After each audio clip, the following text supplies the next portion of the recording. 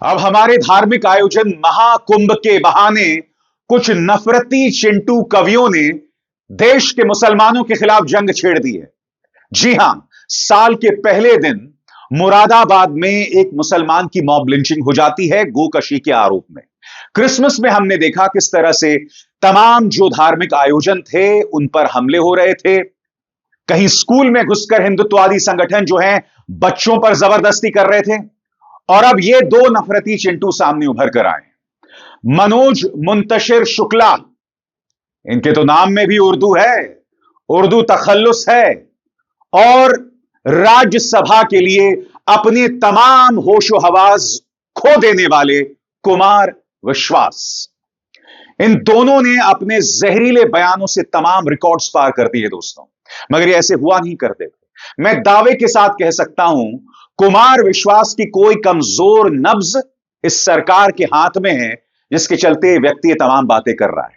हां, इसका एक दूसरा तर्क भी है। यह व्यक्ति राज्यसभा सीट के लिए इस कदर आउट ऑफ कंट्रोल, अनियंत्रित हो गया है कि यह तमाम हदों को पार कर रहा है। मगर सबसे पहले मैं बात करना चाहूंगा मनोज मुंतशिर शुक्ला। जैसा कि आप जानते हैं दोस्तों, महाकुंभ में मुसलमानों के प्रवेश पर रोक लगा दी गई है। यह तक कहा गया है कि आप उनकी दुकानों से कुछ नहीं खरीदेंगे, कोई भी मुसलमान कुंभ के अंदर दुकान नहीं लगाएगा। और हिंदुओं को यह भी फरमान जारी किया गया है कि आप किसी मुसलमान की कैब, उसकी गाड़ी में भी कुंभ में प्रवेश ना करें। यहां तक कि अग्नि अखाड़े ने तो यह तक कह दिया कि आतंकवादी मुसलमान होता है, यानी आतंकवादी को मुसलमान से जोड़ दिया। अब यह मनोज मुंतशिर शुक्ला सामने आता है। इन्होंने जायज ठहराया है इस प्रतिबंध को, और इसके लिए यह व्यक्ति कुछ वाहियात तर्क दे रहा है। मगर यह तर्क सुनाने से पहले मैं आपको याद दिलाना चाहूंगा कि अभी कुछ सालों पहले एक फिल्म आई थी, आदि पुरुष। हमारे श्रद्धेय भगवान श्री राम पर फिल्म थी। इस फिल्म के संवाद इसी मनोज मुंतशिर शुक्ला ने लिखे, और वो तमाम जो संवाद, तमाम डायलॉग्स निहायत ही ठूहड़ और अश्लील थे। इसकी बेहद आलोचना भी हुई थी, मगर इस व्यक्ति ने माफी नहीं मांगी थी। नतीजा यह हुआ कि इसकी आलोचना अंधभक्त भी करने लगे। भारतीय जनता पार्टी ने इससे पल्ला झाड़ लिया।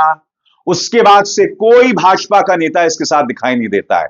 तब से यह व्यक्ति कुल बुला रहा है, कोशिश कर रहा है कि भारतीय जनता पार्टी दोबारा मुझे अपनी गोद में बिठा ले।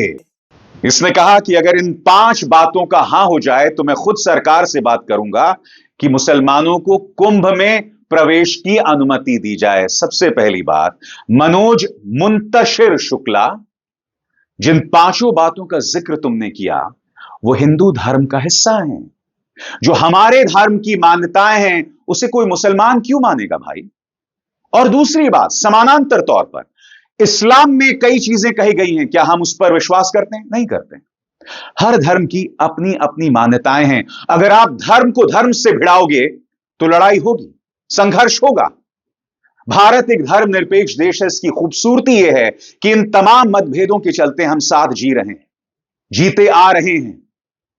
हमारे समाज का ताना बाना कुछ इस तरह से है कि हम आपस में जुड़े हुए हैं। यह आदमी जो 5 तर्क आपके सामने पेश कर रहा है, यह ठेठ हिंदू धार्मिक मान्यताएं हैं। इसमें कोई मुस्लिम क्यों मानेगा भाई? और सबसे बड़ी बात, मुद्दा यह नहीं है। आप माहौल को देखिए ना। साल के पहले ही दिन एक मुसलमान की मॉब लिंचिंग हो जाती है। पिछले 11 सालों से क्या हो रहा है हम सब जानते हैं। ऐसे मौके पर एक कवि जो समाज का आईना होता है, उसे इस तरह की बातें कहनी चाहिए। और मैं आपको याद दिलाना चाहूंगा, जब दिल्ली में दंगे हुए थे तब यह व्यक्ति ऐसा नहीं था।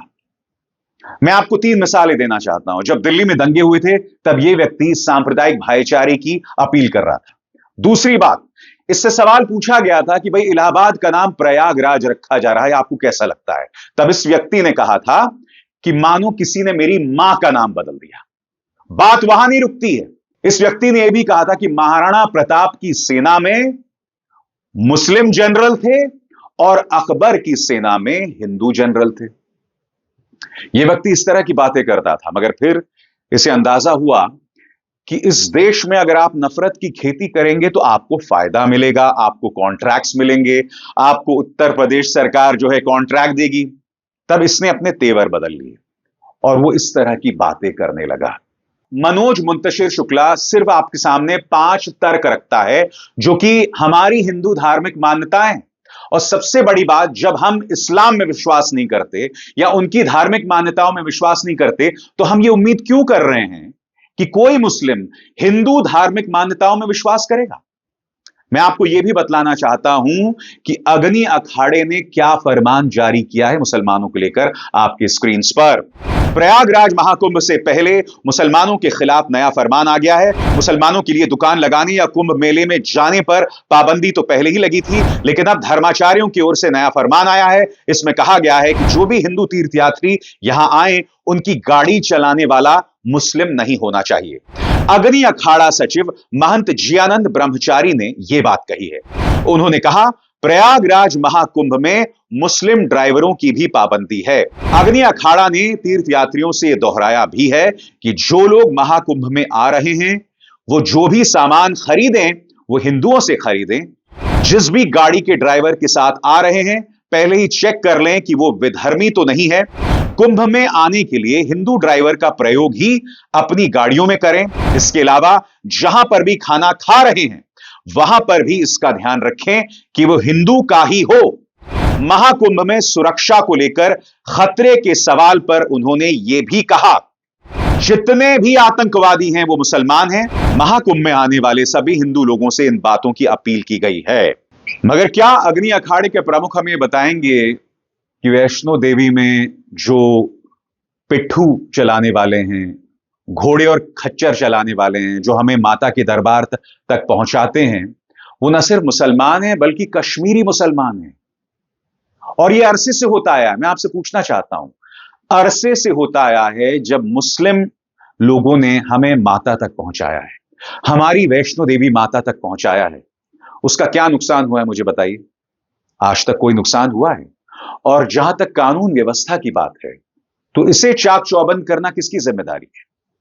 जाहिर सी बात है, जब इतना बड़ा धार्मिक आयोजन होता है तो देश के दुश्मनों की निगाह उस पर होती है, तो वो चाक चौबंद रहे, ये किसकी जिम्मेदारी है? उत्तर प्रदेश प्रशासन की है, पुलिस की है। मगर उसके लिए या उसके सहारे, कुंभ आयोजन के सहारे आप मुसलमानों के खिलाफ जहर उगलें, यह कहां तक सही है? मैं समझना चाहता हूं। मगर एक पुरानी कथा है ना, एक सियार था जिसने अपने आप को रंग लिया था खुद को भेड़िया बताने के लिए। आप अपना रंग बदल भी लें तो आपकी फितरत नहीं बदल जाती। इस व्यक्ति ने बहुत सोच समझकर अपना तखल्लुस मुंतशिर रखा था, क्योंकि इसकी मान्यता थी एक जमाने में भारत के सेक्युलर सोच में। मगर फिर यह कभी भी व्यापारी ही निकला। इसे बात समझ आ गई कि मुंतशिर से फायदा नहीं होगा, इसीलिए यह हमारे स्वतंत्रता सेनानियों को भी शुक्ला, ब्राह्मण, मुसलमान में बांटने लगा। एक तरफ यह व्यक्ति है और दूसरी तरफ यह सज्जन राज्यसभा सीट के लिए मरे जा रहे हैं। राजनाथ सिंह और योगी आदित्यनाथ के सामने खुलकर जहर उगलते हैं। कोशिश है पूरी कि भाई हर कीमत पर मुझे राज्यसभा सीट दे दो, मानो हाथ में कटोरा लिए बैठे हैं। पहले याद कीजिएगा सोनाक्षी सिन्हा, जिनकी शादी एक मुसलमान जहीर इकबाल से हुई थी, उनके बारे में क्या बयान दिया था कुमार विश्वास ने। कुमार विश्वास ने कहा था कि आपने अपने घर का नाम तो रामायण रख लिया, मगर आपको अपने बच्चों को भगवान राम के बारे में बताना चाहिए, कहीं ऐसा ना हो कि आपकी श्री लक्ष्मी को कोई उठाकर ले जाए। यानी कि सोनाक्षी ने अपनी मर्जी से जहीर से शादी की तो कोई उन्हें उठाकर ले गया। शर्म आती है तुम्हें कुमार विश्वास? तुम इसके जरिए मुसलमानों पर निशाना साध रहे हो, एक अलग मुद्दा है। असली मुद्दा है कि तुम कोशिश कर रहे हो कि भारतीय जनता पार्टी, जो मौजूदा बीजेपी है, प्रधानमंत्री नरेंद्र मोदी की नेतृत्व वाली बीजेपी है, तुम उसमें अपनी प्रासंगिकता खोजो, अपना वजूद बनाओ। ये वाहियात सेकेंड रेट कवि मनोज मुंतशिर शुक्ला कर रहा है, और ये स्वघोषित राष्ट्रीय कवि कुमार विश्वास भी कर रहे हैं। और यह व्यक्ति वहां रुका नहीं, इसने सैफ अली खान के बेटे तैमूर पर प्रहार किया। क्या बयान दिया, मैं आपको पढ़ के सुनाना चाहता हूं। कायदे से दोस्तों मैं आपको कुमार विश्वास का पूरा बयान सुना देता, मगर मैं आपको बतलाने वाला हूं कि मेरे पिछले शो में इन्होंने क्या किया था। याद कीजिएगा, जब इन्होंने सोनाक्षी के बारे में वो वाहियात बयान दिया था तब मैंने बाकायदा इनका साउंड बाइट आपको दिखाया था। मगर क्या आप जानते हैं, कुमार विश्वास की टीम ने मुझ पर कॉपीराइट क्लेम भेज दिया। यानी कि मैं वो बयान अगर दिखाऊंगा तो उसका मुझे नुकसान हो सकता है, लिहाजा मुझे उनका वो बयान हटाना पड़ा। तुम्हारी आवाज सुनाने का मुझे कोई शौक नहीं है, मैं सिर्फ तुम्हें एक्सपोज करना चाहता हूं कि तुम कितने बड़े कायर हो कुमार। एक कवि समाज का आईना होता है, समाज के अंदर क्या क्या हो रहा है उस पर तुम्हारा मुंह खामोश रहता है। बिल्किस बानो के साथ जब अत्याचार होता है तुम उस पर खामोश रहते हो। इस देश के अंदर जब सत्ताधारी पार्टी नफरत का प्रचार प्रसार करते हो तुम उस पर खामोश रहते हो कुमार। मैं आपको बतलाना चाहता हूं कि सैफ अली खान के बेटे के बारे में ये क्या कह रहे हैं। जिस लंगड़े आदमी आक्रांता तैमूर ने भारत में आकर मां बेटियों के साथ रेप किया, वही लफंगा ही मिला इस प्यारे से बच्चे का नाम रखने के लिए। इसे अगर हीरो बनाओगे तो खलनायक तक नहीं बनने देंगे। ये जागा हुआ भारत है। सबसे पहली बात दोस्तों, तैमूर नाम से तो मैं भी इत्तेफाक नहीं रखता हूं, मगर जब एक मां बाप ने अपने बच्चे का नाम रख दिया तो रख दिया। ये उनके और उस बच्चे के बीच में है। वो बच्चा बड़े होकर अपना नाम बदलना चाहे, उस बात की उसे पूरी आजादी है। अब मगर सोच देखिए, कुमार विश्वास ये कह रहा है कि अगर तुम तैमूर नाम रखोगे तो तुम्हारा जीना मुहाल कर देंगे। इसके अंदर की नफरत देखिए साहब, कि अगर तुम अपने बच्चे का नाम तैमूर रखोगे तो मानो हम तुम्हें जीने नहीं देंगे। हीरो तो बहुत दूर की बात, तुम्हें हम खलनायक नहीं बनने देंगे। यह जागा हुआ भारत है। कैसे कैसे लोग आज की तारीख में न्यू इंडिया की बात करते हैं। ऐसे ऐसे कमजोर, ऐसे ऐसे कायर लोग इस तरह की बातें करते हैं जिनके जबरदस्त दोहरे मापदंड हैं। ये अपने बच्चों के लिए कुछ और मापदंड रखते हैं और दूसरों के लिए कुछ और। मैं बात स्पष्ट कर चुका हूं, तैमूर शब्द से मैं भी इत्तेफाक नहीं रखता हूं, वो एक अलग मुद्दा है दोस्तों। मगर इसके लिए इतने दिनों बाद, और वो भी मौजूदा समय में, आप एक बच्चे पर प्रहार कर रहे हैं, आप एक मां बाप की अभिव्यक्ति की आजादी पर प्रहार कर रहे हैं, इस तरह की बातें कर रहे हैं। क्या तुम्हारी हिम्मत है कुमार विश्वास, जब एक मुसलमान पर जुल्म होता है उस पर कुछ कहो? बिल्किस बानो पर तुम क्यों खामोश थे बताओ? जब सुल्ली और बुल्ली डील्स के नाम पर मुस्लिम लड़कियों की नीलामी हो रही थी ट्विटर पर, सोशल मीडिया पर, तब तुम क्यों खामोश थे बताओ? पिछले 11 सालों में इस व्यक्ति ने सिवाय भाजपा की चाटुकारिता के कुछ नहीं किया है। यह हालत इन दोनों की, मनोज मुंतशिर शुक्ला और कुमार विश्वास, अव्वल दर्जे के नफरती चिंटू। कहने को ये लोग इतना खूबसूरत कहते हैं, इनकी वाणी में इतना तेज है। मनोज मुंतशिर शुक्ला ने इतने खूबसूरत गाने लिखे हैं, मगर मैं यही तो समझता हूं कि अगर आपका दिल एक कवि का है, जब आपकी जुबान से, आपकी लेखनी से इतने खूबसूरत शब्द लिखते हैं, तो ये नफरत, ये अवसरवादिता लाते कहां से हो भाई?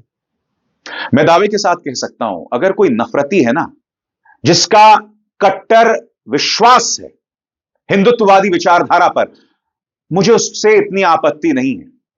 मुझे प्रॉब्लम इन दोनों अवसरवादियों से।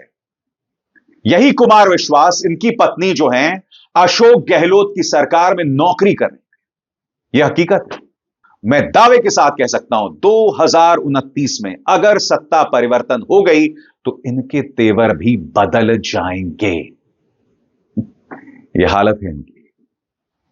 सबसे बड़ी बात, जब धर्म को धर्म से लड़ाया जा रहा है, भाई को भाई से लड़ाया जा रहा है, तो उसे बढ़ावा तो मत दो। कवि का काम है कि उस नफरत को आईना दिखाए, मगर तुम इतने कमजोर, कायर और अवसरवादी हो कि तुम इस बहाव में बहना चाहते हो। तुम में इतनी हिम्मत नहीं है कुमार विश्वास, मनोज मुंतशिर शुक्ला, कि तुम अडिग खड़े रहो इस प्रवाह के सामने, नफरत के इस प्रवाह के सामने, इतने खूबसूरत शब्द लिखने के बजाय।